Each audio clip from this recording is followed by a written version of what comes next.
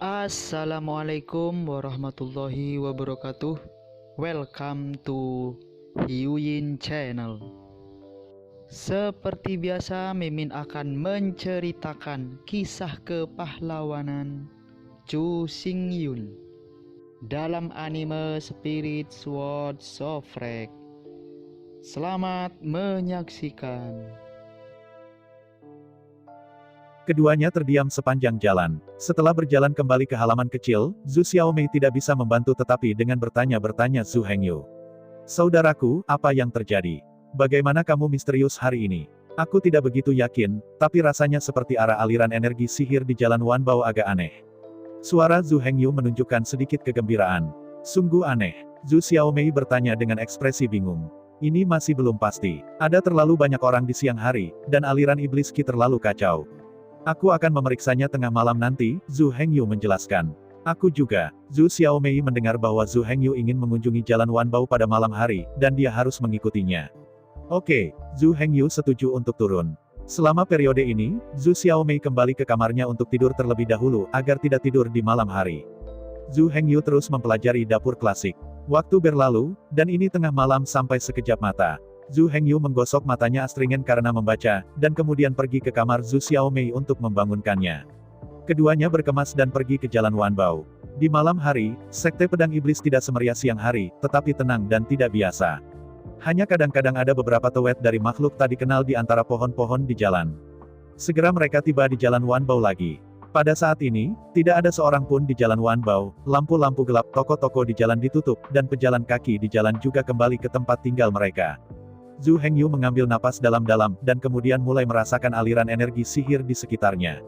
Setelah melihat ini, Zhu Xiaomei dengan cepat menutupi mulut dan hidungnya dan berusaha untuk tidak mengganggu Zhu Hengyu.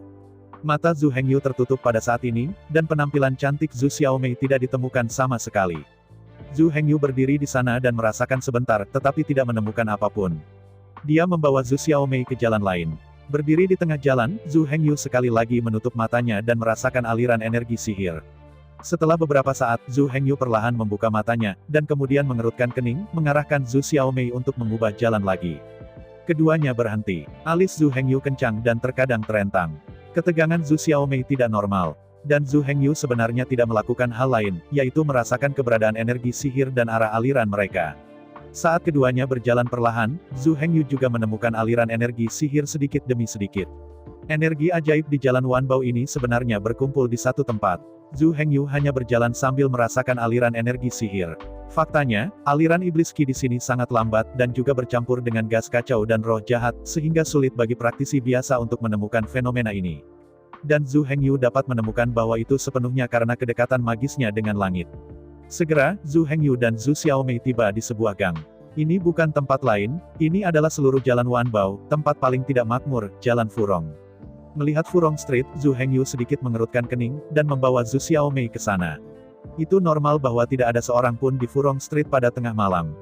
Hanya saja mereka berdua berjalan sepanjang jalan, tetapi mereka menemukan bahwa keseluruhan lorong itu kosong, bahkan bukan toko. Zhu Hengyu dan Zhu Xiaomei berjalan di Furong Lane untuk sementara waktu, lalu berhenti di tengah gang. Ada di sini.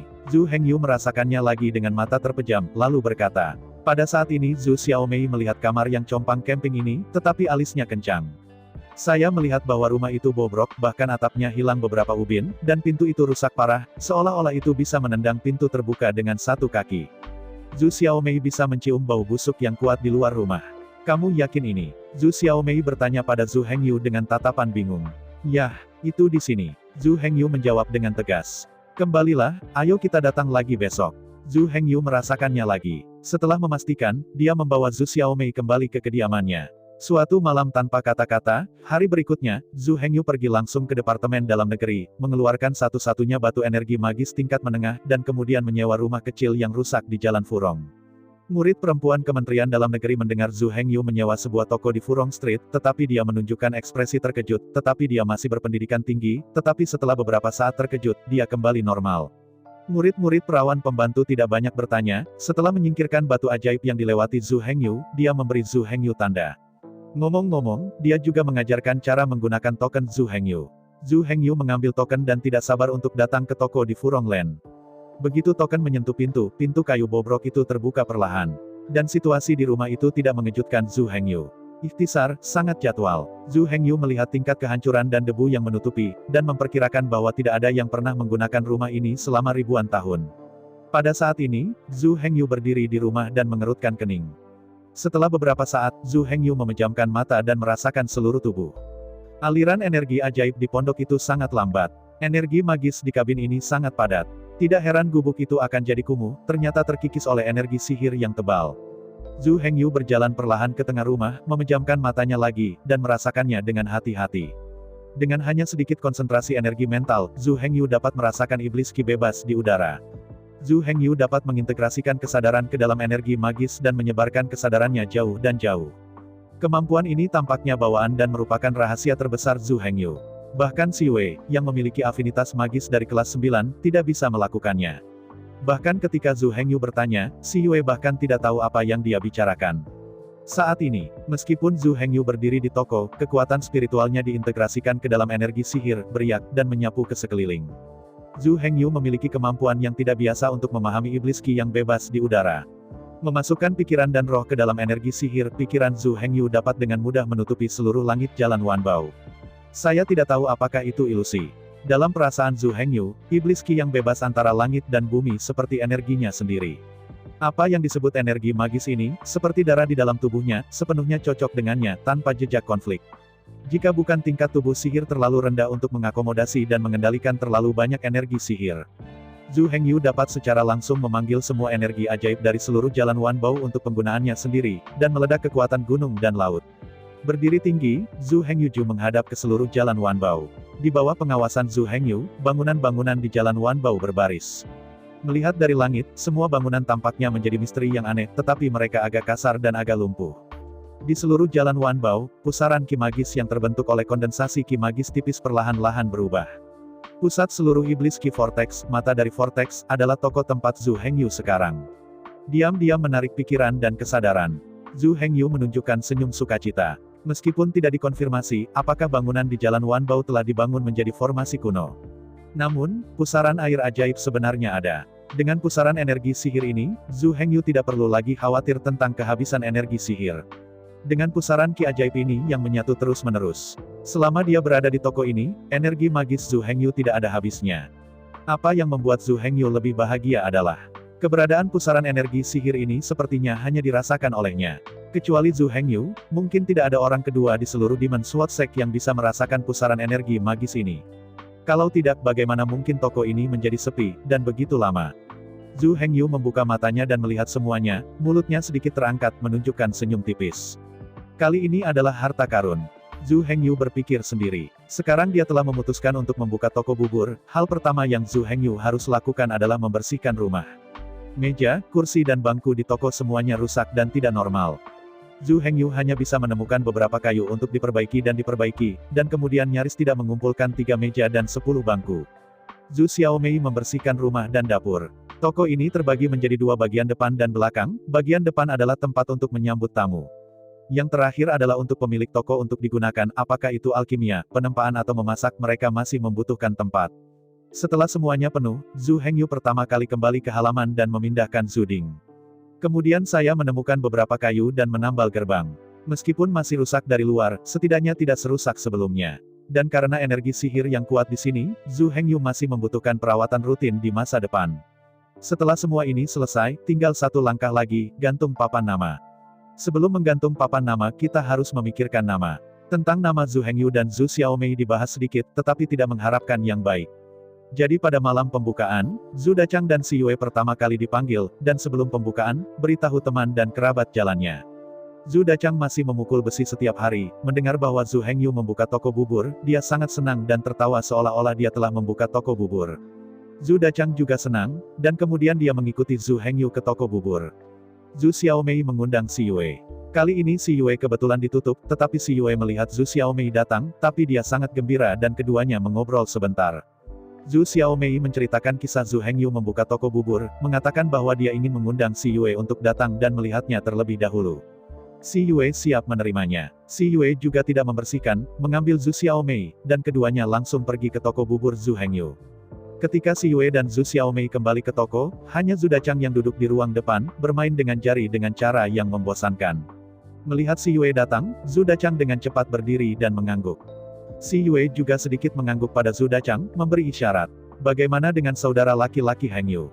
Zhu Xiaomei tidak menemukan sosok Zhu Heng Yu, jadi dia bertanya dengan rasa ingin tahu. Zhu Dachang menunjuk ke dapur belakang, dan kemudian berkata, sibuk di dalam. Katanya untuk membiarkan semua orang mencicipi makanan kelas 1 dan kelas 2. Mendengar makanan kelas 2 Zhu Heng Yu, Zhu Xiaomei tersenyum dan berkata dengan bangga, bubur Moyuan jadi teh kelas 2 yang dibuat oleh saudara laki-laki Heng Yu lezat. Bagus. Zhu Dachang tertawa. Mendengar bahwa Zhu Heng Yu mampu membuat makanan kelas 1 dan kelas 2, Si Yue mengerutkan kening, tetapi tidak mengatakan apa-apa. Segera aroma bubur jadi teh Moyuan kelas 2 keluar dari dapur belakang. Hah, Benar-benar harum. Zhu Dachang mendengus keras dan memuji. Melihat itu, Si Yue menciumnya juga.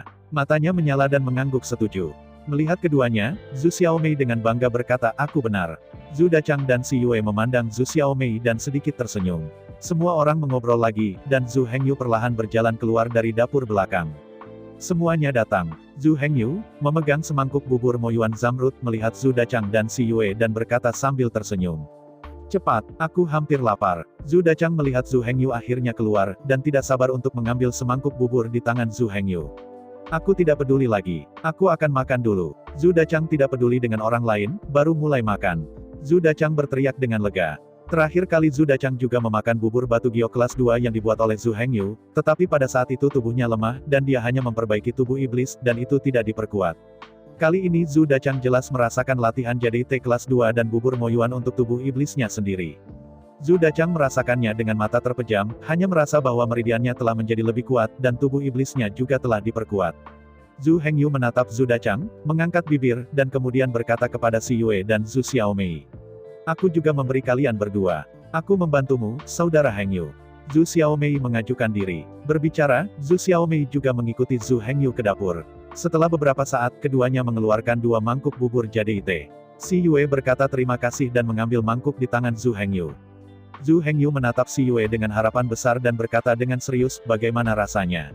Bagaimanapun, Si Yue juga adalah karakter yang diadopsi oleh Dan Lao sebagai murid. Pengetahuannya jelas jauh lebih baik daripada Zhu Dachang, dan ada beberapa kesamaan antara alkimia dan memasak, jadi Zhu Heng Yu ingin tahu apa evaluasi Si Yue. Saya melihat Si Yue menggali sedikit dengan sendok, lalu melihat penampilan dan mengangguk. Lalu Si Yue menciumnya dengan hidung kecilnya yang lembut, dan aroma samar juga membuatnya sangat puas. Pada saat ini Zhu Heng Yu, Zhu Dachang dan Zhu Xiaomei semua memandangi Si Yue, semua ingin melihat bagaimana dia memakan bubur batu giok. Si Yue membuka mulutnya yang ceri dan memakan sedikit bubur dengan anggun, matanya langsung bersinar. Pada saat ini, Si Yue, seperti Zhu Dachang, jelas merasa bahwa hunyuan aura yang lembut perlahan-lahan memberi nutrisi pada meridian dan membuat meridiannya lebih kuat. Sebagian dari hunyuan aura memasuki tubuh iblis, dan Si Yue merasa bahwa tubuh iblisnya juga telah ditingkatkan. Ini luar biasa, kata Si Yue masih dengan wajah tenang. Pada saat ini, Zhu Heng Yu lebih banyak tersenyum dan memandang Si Yue dan berkata, aku perlu lebih banyak berlatih. Tapi Si Yue meletakkan sendok, lalu mengerutkan kening dan menatap Zhu Heng Yu. hah, Ada apa? Zhu Heng Yu memandang Si Yue, tetapi bertanya dengan rasa ingin tahu. Apakah kamu punya uang untuk membeli bahan? Ekspresi Si Yue serius, dan dia melanjutkan tanpa menunggu Zhu Heng Yu berbicara.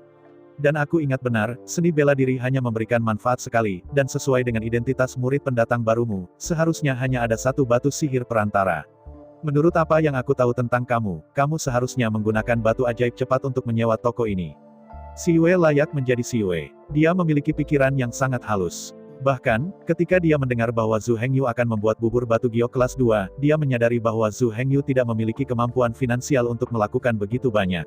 Setelah mendengarkan serangkaian pertanyaan Si Yue, meskipun Zhu Dachang tidak mengerti memasak tapi dia juga mengerti beberapa, jadi dia memandang Zhu Heng Yu dengan wajah serius. Zhu Heng Yu mendengarkan pertanyaan Si Yue, tetapi berkata dengan tergesa-gesa, mengapa kamu pikir aku tidak punya uang? Aku tahu hukum besi duniamu. Untuk membuat makanan, kamu harus menggunakan bahan-bahan yang satu tingkat lebih tinggi dari makanan. Seperti yang kita semua tahu, selama proses memasak aura dalam ramuan itu ditakdirkan untuk hilang dan sebagian hilang. Bahkan seorang koki yang pandai tidak dapat menyimpan semua aura di dalam bahannya. Terutama bahan-bahan yang tumbuh di bawah pengaruh Chaos Qi, Extreme Yin Qi dan Devil Qi. Jika Anda tidak memasak dengan api ajaib, Anda tidak bisa memakannya langsung jika Anda mencampurnya. Jika Anda makan bahan-bahan ajaib secara langsung, itu hampir hancur sendiri. Dalam proses memasak, ketika energi dicampur, sejumlah besar reiki dalam bahan hilang. Ketika memasak selesai, ia dapat mempertahankan 30% aura, dan itu sudah menjadi koki yang berkualitas. Ambil Emerald Mo Yuan Chonge ini sebagai contoh. Jika Anda ingin memasak makanan kelas 2, Anda harus menggunakan bahan-bahan kelas 3. Aura yang terkandung dalam bahan-bahan kelas 3 jauh lebih kaya daripada bahan-bahan kelas 2. Bahkan setelah memasak selesai, hanya 30% aura yang tersisa, dan makanan yang dimasak cukup untuk mencapai kualitas kelas 2. Jika Anda ingin memasak JDT kelas 2 dan bubur Moyuan, Anda harus menggunakan bahan-bahan kelas 3. Setelah melihat Zhu Hengyu, Si Yue tampak percaya diri. Sebenarnya, ini bukan hanya memasak. Hal yang sama berlaku untuk alkimia. Dalam proses alkimia, aura bahan obat juga ditakdirkan untuk hilang. Jika Anda ingin memperhalus obat tingkat pertama dan kedua, Anda juga perlu menggunakan obat tingkat pertama dan ketiga. Bahkan, dari asal, profesi master alkimia awalnya diubah dari koki. Perbedaan yang paling penting antara keduanya adalah bahwa dapur lebih memperhatikan warna dan aroma, diikuti oleh reiki dan efek. Eliksir hanya menekankan aura dan efeknya, dan tidak peduli dengan apa yang disebut warna dan aroma. Sebagian besar obat mujarab pahit dan astringen, yang sulit untuk ditelan. Setelah jeda, Si Yue memandang Zhu Hengyu. Meskipun aku tidak tahu harga Sanpin Moyuanmi, aku tahu bahwa daun bambu Sanpin Moling Bambu membutuhkan 20 batu ajaib tingkat rendah untuk 1 kilogram. Makanan kedua tidak begitu mudah dibuat. Aku pikir jika kamu tidak punya uang, kamu bahkan tidak bisa mempelajari JDT grade 2. Bahkan jika kamu seorang penyihir alami dan telah mengembangkan bubur JDT kelas 2, aku tidak berpikir kamu punya uang untuk menyewa toko ini, bahkan jika harga toko ini adalah yang termurah di Jalan Wanbao. Serangkaian analisis oleh Si Yue juga membuat Zhu Dachang tahu apa yang sedang terjadi. Saudaraku, jika kamu memiliki kesulitan, katakan saja, jangan lakukan hal-hal yang tidak melakukan apa-apa. Meskipun Zhu Dachang percaya bahwa Zhu Hengyu tidak akan melakukan hal-hal itu, dia tidak tahu bagaimana Zhu Hengyu mendapatkan batu energi sihir, jadi dia juga berbicara kata. Apa yang harus dikatakan? Zhu Hengyu memandang Zhu Dachang dengan tatapan serius dan tersenyum. Dan Si Yue masih menatap Zhu Hengyu dengan tajam. Zhu Hengyu memandangi Si Yue, hanya tersenyum tipis, lalu bertanya dengan percaya diri, siapa yang memberitahumu bahwa kamu harus menggunakan bahan-bahan bermutu tinggi untuk membuat makanan? Ini adalah hukum besi dunia juru masak, tidak ada yang bisa melanggarnya. Si Yue mengerutkan kening, bertanya-tanya apa yang dimaksud Zhu Hengyu. Apakah itu peraturan atau hukum besi, bukankah semuanya dilanggar? Zhu Hengyu memandangi Si Yue sambil tersenyum dan berkata dengan percaya diri. Maksudmu kamu? Si Yue tidak melanjutkan, karena dia tidak bisa percaya tebakannya. Zhu Hengyu sudah tahu apa yang akan dikatakan Si Yue, tapi dia tidak berbicara, dia hanya tersenyum dan menatap Si Yue, lalu mengangguk. Tidak mungkin. Si Yue terkejut dengan ekspresi yang luar biasa. Kali ini Zhu Hengyu tidak berdaya, merentangkan tangannya, mengangkat bahu, dan menatap Si Yue dengan polos. Si Yue pulih dari keterkejutan setelah beberapa saat. Pada saat ini, Zhu Xiaomei dan Zhu Dachang tidak merasa banyak. Zhu Xiaomei tidak memahaminya. Zhu Dachang sepenuhnya mempercayai Zhu Hengyu, meskipun ia juga terkejut dengan kemunduran Zhu Hengyu, ia masih percaya Zhu Hengyu di dalam hatinya. Bagaimana kamu melakukannya? Si Yue mengerutkan kening dan memikirkannya, lalu memandang Zhu Hengyu dan bertanya. Berlatih lebih banyak, Zhu Hengyu berkata dengan ringan. Sesederhana itu, mata Si Yue melebar dan dia memandang Zhu Hengyu dengan tak percaya. Ya, Zhu Hengyu mengangguk dengan tenang. Si Yue terdiam beberapa saat. Akhirnya Si Yue menghela nafas, kamu benar-benar ada di langit. Zhu Hengyu menyembunyikan keraguan di hatinya, dia tersenyum, dan tidak menjawab. Zhu Dachang menatap Zhu Hengyu dan tertawa dengan haha. Zhu Xiaomei memandang Zhu Hengyu dengan kagum. Cepatlah, rasanya tidak enak ketika kamu kedinginan. Zhu Hengyu melirik beberapa orang sambil tersenyum, lalu berkata. Zhu Dachang dan Zhu Xiaomei merespons dan mulai makan bubur. Si Yue terkejut bahwa dia tidak bisa makan lagi. Tidak ada di dunia ini yang mustahil. Zhu Hengyu tersenyum dan memandang Si Yue. Si Yue memandang keberadaan jahat Zhu Hengyu dan tidak tahu harus berkata apa. Betapa orang yang sombong Si Yue, tetapi di depan karakter seperti Zhu Hengyu, dia harus mengakui bahwa dia benar-benar tidak sebagus dia. Setelah beberapa saat, Si Yue perlahan-lahan menghela napas dan kemudian berkata, saya berpikir bahwa Anda perlu menggunakan uang. Saya juga mengambil beberapa manfaat saya bulan ini. Kebetulan itu juga merupakan hadiah untuk pembukaan toko baru Anda, tetapi sekarang sepertinya tidak perlu. Terima kasih, aku akan mengingat kebaikanmu. Zhu Hengyu menatap Si Yue dan berterima kasih. Si Yue memberi Zhu Hengyu pandangan putih lagi, dan kemudian mengabaikannya, dan mulai memakan bubur batu giok sendirian. Zhu Dachang mendengar ekspresi malu pada hadiah pembukaan, memandang Zhu Hengyu dan berkata, "Hengyu, kamu juga tahu bahwa aku sama sepertimu, murid baru dan miskin dan berkulit putih. Kenapa kamu tidak berutang bingkisan pembuka ini dulu, dan aku akan membuat pisau dapur yang tak tertandingi untukmu nanti, bagaimana menurutmu?" Zhu Dachang tersenyum dan memandang Zhu Hengyu. "Sama-sama, saudara-saudara kita memiliki hubungan seumur hidup," kata Zhu Hengyu, meniru nada bicara Zhu Dachang. "Oke, adik sudah." Zhu Dachang memeluk Zhu Hengyu sambil tertawa. Hanya saja meskipun Zhu Dachang tidak mengatakan apa-apa di permukaan, ia memutuskan dalam hatinya bahwa ia harus membuat pisau dapur yang bagus untuk Zhu Hengyu. Beberapa orang mengobrol lagi, Zhu Hengyu tahu bahwa Zhu Dachang sudah dihargai oleh Guru Duan, dan dia mungkin diterima sebagai murid resmi oleh Guru Duan. Berbicara tentang ini, Zhu Dachang berkata dengan wajah puas kepada Zhu Hengyu, "Hengyu, jangan salahkan aku karena tidak menunggumu, aku mungkin harus dipromosikan menjadi murid perantara." Murid formal sesepuh itu setara dengan murid perantara. Zhu Xiaomei marah, jadi dia pindah dari Xiyue. "Kamu memiliki kemampuan untuk menjadi murid secara langsung." Kali ini Zhu Dachang pergi, dan dia menundukkan kepalanya dan bergumam, "Kamu pikir semua orang sama seperti dia?" Zhu Xiaomei melihat penampilan Zhu Dachang, yang membuatnya sedikit lega. Zhu Hengyu tidak punya perasaan khusus tentang ini. Tujuan utamanya sekarang adalah menjalankan toko yang bagus. Memikirkan toko kecil itu, Zhu Hengyu tiba-tiba berkata, "Oh, iya, tidak ada nama untuk toko bubur. Anda dapat membantu memikirkannya." Namanya lagi. Zhu Dachang tidak tahu nama itu, berpikir sejenak dan kemudian berkata, "Ding disebut Zhu Ding, toko bubur disebut Zhu Bubur Shop." "Kamu memikirkannya." Zhu Xiaomei memandang Zhu Dachang yang berpura-pura marah. Zhu Dachang mengerutkan kening sesaat, lalu memandang Zhu Hengyu dan berkata, "Lihatlah dirimu sangat menantang, sangat jahat, lebih baik menyebutnya Nitian Chongi Shop atau Demon Chongi Shop. Pergi." Zhu Hengyu melirik Zhu Dachang dan memberinya kata. Zhu Xiaomei juga memutar matanya. "Menurutmu apa nama yang bagus?" Zhu Hengyu bertanya pada Xiyue, yang telah memikirkannya. "Lebih baik beri nama setelah bubur Moyuan Jadeite ini. Toko bubur Jadeite Moyuan. Apakah namanya terlalu panjang?" Kata Zhu Dachang cemberut. "Kamu tidak harus menghitung semuanya, sebut saja jadi Chongi Shop." Kata Xiyue, memandang Zhu Hengyu dengan ringan. "Toko bubur Zamrud." Zhu Hengyu diam-diam mengatakan beberapa kata, merasa cukup baik. "Nama ini bagus." Zhu Xiaomei pertama-tama mengungkapkan pandangannya. "Aku juga merasa baik." Zhu Dachang juga mengangguk dan berkata. Zhu Hengyu juga merasa bahwa nama itu baik-baik saja, jadi dia mengangguk dan berkata, "Oke, itu disebut toko bubur giok." Akhirnya, semua orang dengan suara bulat menyebut nama toko bubur giok. Setelah menetapkan namanya, Zhu Dachang berdiri dan berkata, "Baiklah, saya akan kembali dan membuat tanda untuk Anda." Zhu Hengyu buru-buru menghentikan Zhu Dachang dan berkata, "Tidak perlu merepotkan, aku pergi mencari papan tulis dan menulisnya sendiri." "Apakah kamu yakin?" Zhu Dachang mengerutkan kening dan bertanya Zhu Hengyu. Zhu Hengyu menjawab dengan tegas sambil mengangguk.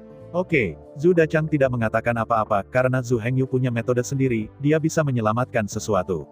Sekarang setelah namanya diperbaiki, semua orang tidak akan melakukan apapun. Zhu Hengyu bertanya pada Xiyue tentang situasinya lagi. Xiyue telah mampu membuat obat tingkat 2. Xiyue ditutup beberapa hari yang lalu hanya untuk mempelajari obat tingkat 2. Obat abadi dibagi menjadi 9 kelas seperti makanan, dengan 9 kelas di kelas 1. Obat keabadian lahir dari makanan, dan kriteria klasifikasi makanan juga digunakan. Faktanya, dapur dan Dantao memiliki asal yang sama. Zhu Hengyu, Zhu Dachang, dan Zhu Xiaomei mendengar kabar baik dan semua melangkah maju ke ucapan selamat Xiyue. Ketika Xiyue baru saja membuat ramuan kelas 2, dia masih mengambang. Sekarang dia telah datang ke toko bubur Zhu Hengyu, dia benar-benar mengabaikannya. Tapi Xiyue tersenyum sedikit dan berterima kasih kepada semua orang. Semua orang mengobrol sampai gelap dan Xiyue pertama mengatakan bahwa dia akan kembali dan terus belajar alkimia. Akhirnya, di mata Zhu Xiaomei yang enggan, Xiyue dan Zhu Dachang perlahan meninggalkan toko bubur. Sekarang setelah namanya diputuskan, Zhu Hengyu tidak akan lagi menunda. Setelah melihat Xiyue dan Zhu Dachang pergi, Zhu Hengyu menemukan pohon besar yang bagus di hutan. Zhu Hengyu memotong kulit kayu dari pohon besar langsung dengan pedang tulang rune. Dengan cara ini, pohon besar dapat terus bertahan, dan ia juga menemukan sepotong kayu yang bisa membuat papan nama. Pada saat ini, tidak ada yang berada di pinggir lapangan. Aku melihat pedang tulang rune terbang naik dan turun di tangan Zhu Hengyu. Setelah beberapa saat, 4 karakter besar muncul di plak itu, jadi Chongi Shop. Sepintas, keempat karakter besar ini tampak sangat biasa, tetapi semakin lama mereka melihat, mereka merasa ada beberapa misteri di dalamnya, tetapi mereka tidak ditangkap oleh orang-orang. Setelah menulis, Zhu Hengyu menatapnya sebentar, sangat puas, dan kemudian menggantungkan plakat di atap. Pada saat ini sudah gelap, Zhu Hengyu tidak lagi tinggal, dan Zhu Xiaomei kembali ke kediaman. Keduanya sangat lelah setelah hari yang sibuk, tetapi mereka dengan cepat tertidur. Semalam, pagi-pagi keesokan paginya, Zhu Hengyu dan Zhu Xiaomei datang ke toko. Zhu Xiaomei bertanggung jawab untuk menyapa tamu, dan Zhu Hengyu bertanggung jawab untuk memasak bubur batu giok. Zhu Hengyu di dapur sibuk sebentar, dan segera aroma jade teh dan bubur moyuan keluar. Zhu Hengyu sedang menunggu di dalam untuk Zhu Xiaomei untuk menyebut dirinya bubur, tetapi tidak ada gerakan di luar. Zhu Hengyu tidak tahu apa yang sedang terjadi, datang ke depan untuk melihat situasinya. Saya melihat Zhu Xiaomei berdiri di pintu dengan kepala merosot dan tidak ada seorang pun di toko. Zhu Hengyu bergegas keluar dari pintu dan mendapati bahwa seluruh gang juga kosong. Mungkin belum waktunya. Zhu Hengyu mengerutkan kening, melirik jalan-jalan gang, dan kemudian menghibur Zhu Xiaomei. Zhu Xiaomei menatap Zhu Hengyu dan mengangguk dengan cerdik. Keduanya berdiri di pintu, berusaha menarik pelanggan. Tapi tidak ada seorang pun di lorong itu, kemana Zhu Hengyu dan Zhu Xiaomei pergi untuk meminta pelanggan. Hingga malam itu, seluruh Furong Land hanya dilewati oleh kurang dari 10 orang, lebih dari kata yang tragis. Zhu Hengyu sekarang akhirnya tahu mengapa tidak ada toko di gang ini. Tidak ada yang akan melakukan bisnis di tempat yang tidak dapat diakses. Ketika langit benar-benar gelap, Zhu Hengyu dan Zhu Xiaomei hanya bisa menerima kenyataan. Tidak ada untung sepanjang hari. Zhu Xiaomei turun saat ini. Meskipun Zhu Hengyu merasa sedikit tersesat, dia tidak terlalu peduli. Bagaimanapun, itu adalah hari pertama. Anggur tidak takut pada lorong yang dalam. Zhu Hengyu berpikir sendiri. Tidak apa-apa, perlahan itu akan baik-baik saja. Zhu Hengyu menyentuh kepala Zhu Xiaomei, menghibur. Baiklah, Zhu Xiaomei masih sedikit tersesat. Bagaimanapun, itu terbuka pada hari pertama, tetapi tidak ada satu tamu, dan semua orang akan hilang. Keesokan harinya, keduanya masih datang ke toko bubur lebih awal. Zhu Hengyu masih membuat bubur batu giok dan kemudian pergi untuk meminta tamu dengan Zhu Xiaomei. Dan setelah diskusi tadi malam, Zhu Hengyu memutuskan untuk memberikan bubur moyuan jade teh secara gratis, agar lebih banyak orang tahu tentang buburnya. Hanya saja mereka berdua bahkan lebih kembali hari ini. Sepanjang hari, Furong Land ini tidak lewat sendirian. Belum lagi memberi dengan sia-sia, bahkan jika uang itu dipasang terbalik, seseorang harus datang. Sampai matahari terbenam, keduanya tidak mendapatkan apa-apa. Untungnya, materi Zhu Hengyu tidak membutuhkan uang, baik kelas 2 Mo Yuan Mi dan kelas kedua Moling Bambu Leaf Zongmen akan diberikan secara gratis. Jika tidak, bagi orang lain, darah yang hilang akan hilang. Zhu Hengyu harus memberikan bubur yang tersisa kepada Zhu Dachang dan Si Yue. Zhu Dachang memperhatikan Zhu Hengyu memasuki pintu dengan kotak makanan, dan dia tertawa dan berkata, apa yang salah? Aku masih memikirkanku ketika aku melakukan bisnis. Zhu Hengyu menggelengkan kepalanya dan tersenyum pahit, dan menceritakan kisah itu kepada Zhu Dachang. Ya, Alis Zhu Dachang berkerut setelah mendengarkan. Lebih baik melakukan ini, aku akan memberimu promosi di departemen penempaan. Zhu Dachang memikirkannya dan berkata kepada Zhu Hengyu. Oke, terima kasih. Zhu Hengyu memandang Zhu Dachang dan berterima kasih. Saudara laki-laki kita yang mana dengan siapa? Zhu Dachang berkata sambil tersenyum. Setelah mengirim Zhu Dachang, Zhu Hengyu dan Zhu Xiaomei pergi ke kediaman Si Yue lagi. Hanya saja Si Yue dipukul karena Zhu Hengyu, dan hanya beberapa hari setelah keluar dari bea cukai, dia tutup lagi. Keduanya hanya dapat kembali tanpa keberhasilan. Pada hari ketiga, Zhu Hengyu dan Zhu Xiaomei masih datang ke toko bubur lebih awal. Hari ini, Zhu Hengyu tidak terburu-buru untuk membuat bubur, tetapi berdiri di pintu bersama Zhu Xiaomei, mencoba menarik pelanggan terlebih dahulu. Hanya saja Zhu Hengyu masih belum bisa merekrut pelanggan, dan tidak ada yang berjalan melewati Furong Land. Hingga siang hari, Zhu Hengyu dan Zhu Xiaomei benar-benar kehilangan harapan. Pada saat ini, Zhu Hengyu sedang bermeditasi untuk melatih tubuh sihir. Zhu Xiaomei menatap Zhu Hengyu dengan bosan. Pada saat ini, sebuah suara tiba-tiba memecah suasana damai ini. Apakah ini tempat bubur dijual? Mendengar suara itu, Zhu Hengyu dan Zhu Xiaomei langsung membuka mata. Saya melihat seorang pemuda kurus dan pucat masuk. Zhu Xiaomei bergegas maju dengan antusias dan berkata kepada pemuda berwajah pucat itu, pejabat tamu ini, toko yang berspesialisasi dalam bubur batu giok, berapa mangkuk yang Anda inginkan? Saya telah sedikit terluka baru-baru ini, dan saya membutuhkan bubur Emerald Moyuan untuk memperbaikinya. Ketika Brother Dachang menyebut Anda toko bubur Zamrud, saya akan datang dan melihat.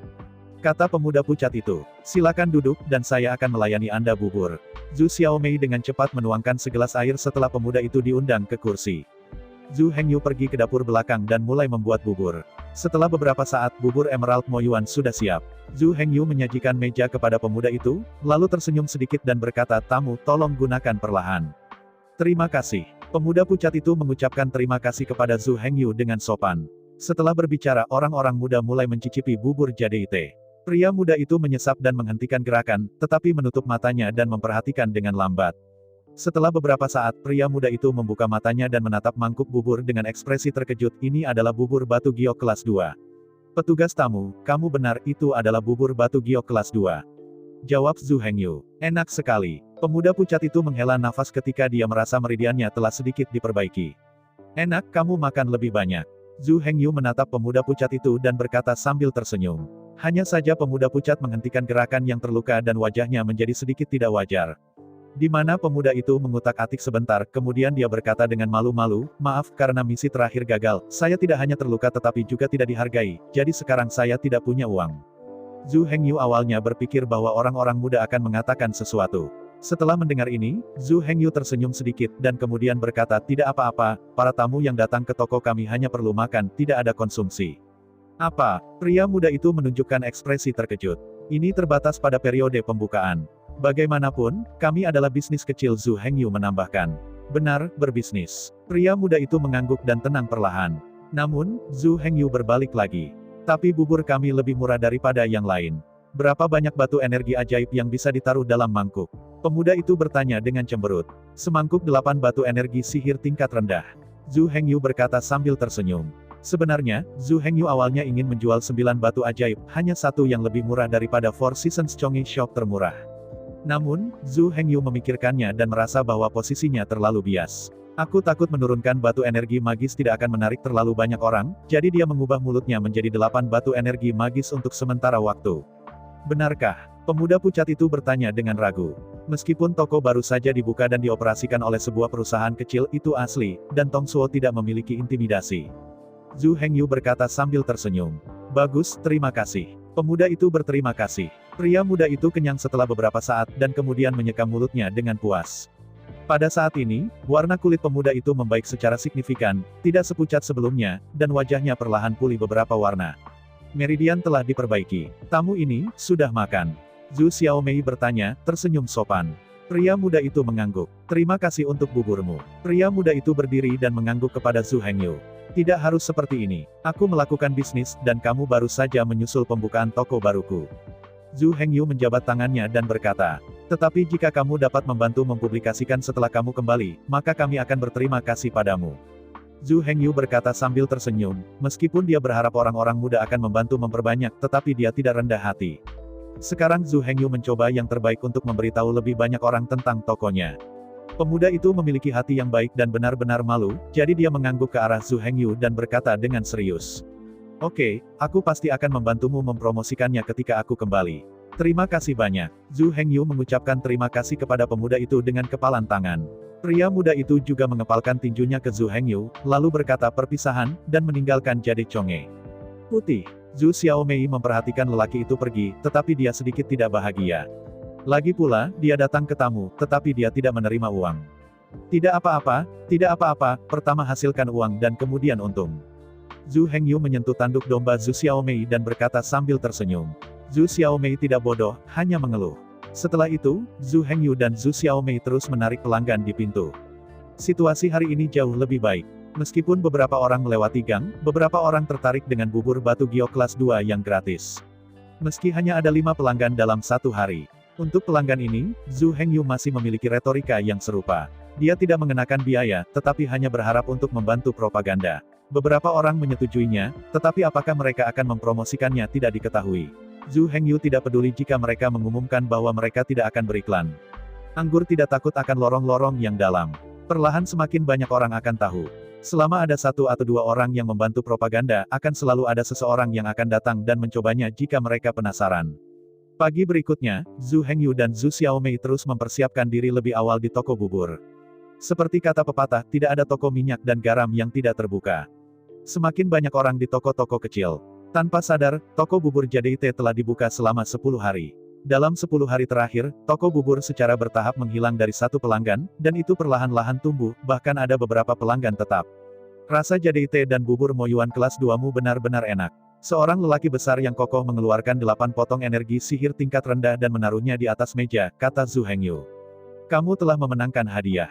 Zhu Hengyu mengambil batu energi ajaib dan berkata sambil tersenyum. Mengapa buburmu lebih murah daripada toko bubur lainnya? Pria pemberani itu menatap Zhu Hengyu dan tiba-tiba menurunkan suaranya, bertanya secara misterius. Rahasia, Zhu Hengyu berkata sambil tersenyum. Pria kekar juga tahu bahwa ini milik rahasia dagang, jadi dia hanya bertanya dengan santai, tetapi dia tidak benar-benar ingin menanyakannya. Saya tidak merasa malu ketika melihat Zhu Hengyu, dan pria berdada besar itu tidak merasa malu. Ia hanya tersenyum dan mengacungkan jempol kepada Zhu Hengyu, mengatakan ini bisnis. Zhu Hengyu tersenyum dan menyingkirkan sumpit, dan kemudian berkata kepada pria kekar itu, tolong bantu dirimu, aku akan terus kembali dan membuat bubur. Pria gagah itu juga berdiri dan berkata, kamu sibuk, aku akan datang lagi lain kali. Kamu berjalan pelan. Zhu Hengyu berkata sambil tersenyum ke belakang lelaki besar itu. Adegan seperti itu sering muncul akhir-akhir ini, dan Zhu Hengyu sudah terbiasa dengannya. Bagaimanapun, setiap orang memiliki rasa ingin tahu. Tapi tidak peduli bagaimana Anda bertanya, Zhu Hengyu hanya mengatakan itu bukan rahasia dagang. Dan bahkan jika orang-orang ini penasaran, mereka tahu bahwa rahasia bisnis bukan hanya pertanyaan, jadi mereka hanya bisa melakukannya. Saat ini, meskipun toko-toko kecil Zhu Hengyu masih tidak sepanas toko-toko lain, masih ada sekitar 10 orang yang berkunjung setiap hari. Kebanyakan dari mereka berasal dari departemen tempat, tetapi mereka adalah kredit propaganda Zhu Dachang dan pemuda itu. Pada hari ini, Zhu Hengyu menutup toko lebih awal karena dia akan berterima kasih kepada Zhu Dachang dengan Zhu Xiaomei, dan omong-omong, dia meminta bantuan Zhu Dachang. Zhu Hengyu membawa kotak makanan, yang merupakan JDT kelas 2 dan bubur moyuan yang dia masak dengan hati-hati. Saudara Dachang, Zhu Xiaomei pertama kali memasuki halaman, menyaksikan Zhu Dachang berteriak dengan manis. Hah, Kenapa kalian berdua punya waktu untuk datang? Zhu Dachang sedang duduk linglung saat ini, dan ketika dia melihat Zhu Hengyu dan Zhu Xiaomei datang, dia tidak bisa menahan diri untuk bertanya dengan rasa ingin tahu. Oh, benar, bagaimana toko bubur batu giok dibuat? Zhu Dachang memikirkan toko kecil Zhu Hengyu, jadi dia bertanya. Terima kasih untuk ini. Zhu Hengyu tersenyum dan meletakkan kotak makanan di depan Zhu Dachang, lalu berkata. Efektif. Zhu Dachang bertanya pada Zhu Hengyu. Ketika Zhu Hengyu tersenyum dan mengangguk, Zhu Dachang tertawa dan berkata, saya telah memberi Anda segala upaya untuk mempublikasikan sisa waktu kecuali menyetrika hari ini. Ini bukan untuk berterima kasih atas kedatanganmu hari ini. Zhu Hengyu berkata sambil tersenyum. Berbicara, Zhu Hengyu membuka kotak makanan dan secara pribadi membuat semangkuk bubur untuk Zhu Dachang. Ayo, Dachang, minum bubur. Zhu Dachang terkejut ketika melihat Zhu Hengyu seperti ini, dan dengan cepat mundur sedikit, mengerutkan kening, lalu menatap Zhu Hengyu dan berkata, jangan datang ke sini imajiner ini, di antara saudara-saudara kita. Katakan saja sesuatu. Zhu Hengyu melihat bahwa pikirannya telah diambil, tetapi dia tersenyum malu, lalu memandang Zhu Dachang dan berkata, sebenarnya, beberapa pengunjung baru-baru ini mengajukan beberapa pendapat. Pendapat apa? Zhu Dachang bertanya dengan rasa ingin tahu. Beberapa orang mengatakannya, meskipun bubur dari toko bubur kecilku bagus dan murah, tetapi beberapa hidangan terlalu sederhana. Zhu Hengyu berkata dengan ringan. Jangan bilang, hanya menjual satu jenis bubur, ini benar-benar agak sederhana. Zhu Dachang juga mengangguk dengan sangat serius. Jadi, aku ingin terus mempelajari hidangan yang bisa dimakan dengan JDT dan bubur moyuan, kata Zhu Hengyu. Apa yang ingin kamu lakukan? Zhu Dachang bertanya pada Zhu Hengyu. Kubis merah giok, kata Zhu Hengyu sambil tersenyum. Lezat. Ketika Zhu Dachang mendengarnya, air liurnya tetap enak. Zhu Hengyu mengangguk dan berkata sambil tersenyum. Jadi apa yang harus aku lakukan? Mata Zhu Dachang berputar dan dia bertanya pada Zhu Hengyu. Pisau dapur, kata Zhu Hengyu. Bahkan, Zhu Hengyu dapat menggunakan pedang tulang rune di pinggangnya untuk memotong sayuran. Hanya saja Zhu Hengyu benar-benar merasa bahwa dia berlebihan, dan bahwa pedang ini adalah senjata pembunuh, dan dia mungkin akan berlumuran darah di masa depan. Karena itu, Zhu Hengyu tidak berniat menggunakan pedang tulang rune sebagai pisau dapur.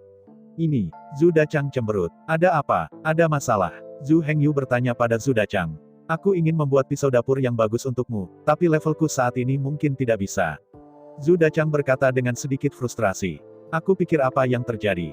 Zhu Hengyu tahu alasan rasa malu Zhu Dachang, tetapi berkata dengan sedikit senyum. Aku hanya membiarkanmu membantuku membuat pisau dapur yang lebih tajam. Aku hanya ingin membuat makanan kelas 2, tidak perlu pisau yang bagus. Zhu Hengyu menjelaskan. Itu dia. Zhu Dachang mendengarkan kata-kata Zhu Hengyu, tetapi dia menghela nafas lega, itu tidak masalah. Zhu Dachang menepuk dadanya dan meminta Zhu Hengyu untuk meyakinkan. Terima kasih, Dachang. Zhu Hengyu memandang Zhu Dachang dan berkata sambil tersenyum. Pisau dapur biasa adalah hal yang sepele. Kata Zhu Dachang sembarangan. Itu benar. Saudara-saudara kita sudah lama tidak ada di sana. Kata Zhu Dachang, tiba-tiba menarik sesuatu dari lengannya dengan ekspresi misterius. Zhu Hengyu memperbaiki matanya dan tersenyum. Saya melihat Zhu Dachang mengeluarkan termos pinggul dari lengannya. Ayo, saudara-saudara kita minum untuk setiap orang. Bubur Moyuan jadi teh yang kamu bawa kebetulan saja mabuk. Zhu Dachang menuangkan minuman ke Zhu Hengyu sambil tersenyum. Oke, minum denganmu, kata Zhu Hengyu sambil tersenyum. Kamu kurang minum. Zhu Xiaomei telah melihat mabuk Zhu Dachang terakhir kali, jadi dia membujuk. Bagus, jawab Zhu Dachang, tetapi tanpa ketulusan. Zhu Xiaomei memberi Zhu Dachang tatapan kosong dan tidak mengatakan apa-apa. Semangkuk bubur bening, segelas sake. Kedua pria itu hanya di bawah sinar bulan, dan perlahan-lahan merenung. Namun, volume anggur Zhu Dachang benar-benar buruk. Sebelum dia selesai minum sebotol anggur, Zhu Dachang sudah berbaring di atas meja. Aku berkata kepadamu, tidak ada seorang pun di Zujia Zhuang yang berani bersaing denganku Zhu Dachang. Zhu Dachang berkata dengan tidak jelas terbaring di atas meja. Zhu Hengyu dan Zhu Xiaomei saling tersenyum. Keduanya berjuang untuk mendukung Zhu Dachang di tempat tidur. Dan Zhu Dachang pergi tidur, dan dengusan itu mulai terdengar. Keduanya membantu Zhu Dachang membersihkan lagi dan kembali ke halaman kecilnya. Waktu berlalu dengan lambat, toko Zhu Hengyu masih beroperasi seperti biasa, dan tidak banyak pelanggan datang, masih belasan orang sehari. Dan pisau dapur Zhu Dachang belum selesai, Zhu Hengyu hanya bisa mempelajari dapur klasik terlebih dahulu. Bit merah zamrud, makanan kelas 2 kelas 1, dapat memperbaiki tubuh sihir dan memperkuat tubuh sihir tingkat rendah. Efeknya luar biasa, terbuat dari rebung bambu ajaib dan lada merah rahasia Jepang. Selama proses memasak perhatikan panasnya. Karena rebung bambu ajaib berwarna hijau, dan lada Jepang Cian cukup pedas. Kedua bahan itu merah dan hijau, sehingga disebut kol merah. Melihat garis pendek, Zhu Hengyu tersenyum pahit. Tidak bisakah Anda menuliskan cara mengendalikan api? Zhu Hengyu mengadu ke penulis buku. Namun, bukan karena orang yang menulis buku tidak ingin menulis, tetapi setiap koki memiliki kontrol yang sama sekali berbeda atas api, dan setiap orang memiliki pandangan unik mereka sendiri tentang pengendalian api. Karena itu, tidak ada cara untuk menuliskan kontrol api. Zhu Hengyu sebenarnya tahu ini, hanya melihat kalimat singkat ini, hanya ingin mengeluh. Tapi ini tidak berdampak banyak pada Zhu Hengyu. Dua bahan dalam hidangan ini secara logis membutuhkan bahan 3 tingkat, tetapi Zhu Hengyu masih berniat menggunakan bahan 2 tingkat. Meskipun itu hanya pisau dapur biasa yang digunakan sementara, bagaimanapun, itu adalah saudara yang baik untuk digunakan, jadi Zhu Dachang masih bekerja keras selama 2 hari. Bagaimana kamu melihat? Zhu Dachang menyerahkan pisau dapur kepada Zhu Hengyu dan berkata sambil tersenyum. Hanya saja Zhu Dachang tersenyum sedikit dengan enggan, tetapi pucat dan lelah. Zhu Hengyu mengambil pisau dapur, lalu memandang Zhu Dachang dan bertanya dengan cemas apa yang terjadi. Mengapa wajahnya begitu jelek? Tidak apa-apa, hanya saja kamu belum memejamkan mata selama 2 hari 2 malam, kembali saja dan tidur nyenyak. Terima kasih. Zhu Hengyu memandang Zhu Dachang dan tergerak. Oke, aku akan kembali tidur. Pikirkan namamu, kata Zhu Dachang sambil tersenyum. Zhu Hengyu tersenyum sedikit, dan kemudian menggunakan kotak makanan untuk memberi Zhu Dachang bubur Moyuan zamrud, ambil kembali dan makan, tidurlah yang nyenyak. Zhu Dachang juga sopan, mengambil kotak makanan, mengucapkan selamat tinggal, dan pulang perlahan. Zhu Xiaomei telah menghibur para tamu sekarang. Tidak ada waktu, dan sekarang para tamu sudah pergi, jadi Zhu Xiaomei juga datang. Lihatlah pisau dapur yang dibuat oleh kakak Dachang. Zhu Xiaomei tidak sabar untuk mendesak Zhu Hengyu. Bagus. Zhu Hengyu kemudian membuka kain putih yang dibungkus dengan pisau dapur. Tetapi melihat kilatan perak, sebuah helikopter yang panjangnya lebih dari 1 kaki muncul di depan mereka. Saya melihat bahwa seluruh tubuh pisau dapur ini sangat halus, dan perak yang berkedip di ujung pisau membuatnya sangat tajam. Tetapi di bagian atas bilah, itu seperti dading, dengan kata, Zhu, diukir di atasnya. Pegangan setelah itu tidak sederhana, tetapi itu adalah pegangan berbentuk naga, dengan kepala naga di luar, dan tubuh naga terhubung ke tubuh pisau. Bagus, bagus. Zhu Hengyu memandangi pisau dapur dan mengangguk puas. Zhu Xiaomei tidak mengerti ini, tetapi melihat kata, Zhu, dia senang. Apa nama pisau dapur ini? Zhu Xiaomei bertanya, menatap Zhu Hengyu. Aku belum punya nama, kenapa kamu tidak memberikannya? Zhu Hengyu berkata sambil tersenyum kepada Zhu Xiaomei. Pisau pembunuh babi. Nama apa yang dipikirkan Zhu Xiaomei di sana? Ketika saya ingat tukang daging yang saya lihat sebelumnya, pisau pembunuh babi ada di tangan saya, jadi saya mengatakannya dengan santai. Tidak baik, tidak baik. Zhu Xiaomei menolaknya setelah dia selesai. Bagaimana dengan pegangan pisau berbentuk naga yang disebut Zhu Longdao? Zhu Xiaomei berpikir sejenak dan kemudian mengerutkan kening. Aku melihatnya, sebut saja Zhu Longdao. Zhu Hengyu mengangguk dan setuju. Sebenarnya, tak satu pun dari mereka yang tahu nama itu dengan baik, tetapi rasanya ada nama seperti pemilik barang itu.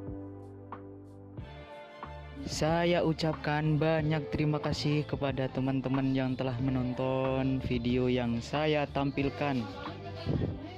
Untuk video selanjutnya bisa standby di channel ini. Terima kasih.